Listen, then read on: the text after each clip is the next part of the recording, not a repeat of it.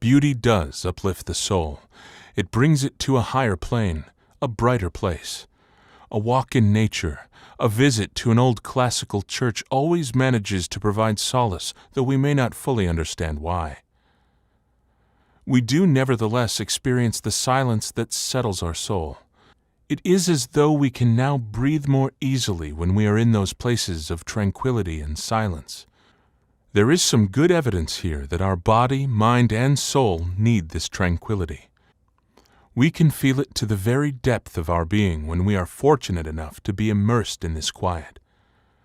We long for this because our soul needs this silence, but we also need beauty.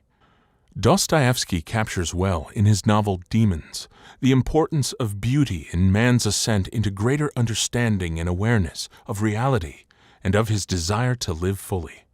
He wrote, "Man can live without science, he can live without bread, but without beauty he could no longer live."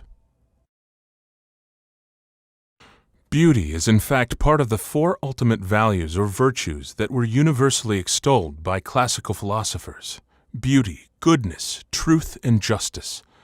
The human soul loves beauty and desires it, seeking the appeasing fragrances of nature's beauty to quiet the turbulence, a natural first step in a lifetime search for perfect beauty. Who has not been profoundly touched by a magnificent sunset on a lake in midsummer?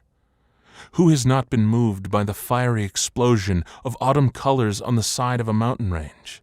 Many who are oppressed by heavy schedules and pressing deadlines will admit that beauty is breathtaking and calming.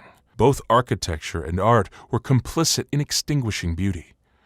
The fields imploded onto themselves, reflecting more of the stale and nauseating obsessions and psychosis of the authors, instead of serving to move man towards a greater ascendancy that went beyond himself. Kathleen Carr is a classical artist whose training in classical painting began in late 2003 at the Schuler School of Fine Art. She is the founder and president of the Catholic Art Guild. I think there is a need for beauty, but sometimes I don't know that it's recognized. And then sadly, I think so often it's hijacked by a lot of this modernism, particularly for artists. You know, they're young and impressionable, and you get into an art history course and you're affirmed by not only your art history teachers, but your painting teachers and whoever, to make things that are innovative or ugly or shocking or nihilistic or whatever it is, because that's the dictate of the philosophy that underpins things. Your eyes are not deceiving you. You know, most people can look at the Pietà and their breath is taken away. This is a beautiful thing and they know it. It's an objective thing that is outside of themselves. It's arguably like an amazing, incredible thing that was made, and it's beautiful. But you're then forced through this philosophy to start to reject this innate ability to say, yes, this is something that is beautiful, you know. And St. Thomas Aquinas talked about beauty. What is beauty? Well, it's claritas, it's integritas, it's debitas, I'm forgetting the Latin, but it has to have a clarity, order, hierarchy, you know, and that is what is, and there's an objectivity to that is outside of ourselves, you know, when something is beautiful. And if we're honest with ourselves, I think we can all recognize it. And the evidence for why that this is so is when you look at the numbers of people that go to modern art shows and modern art museums versus the metropolitan and the more traditional and the more beautiful places.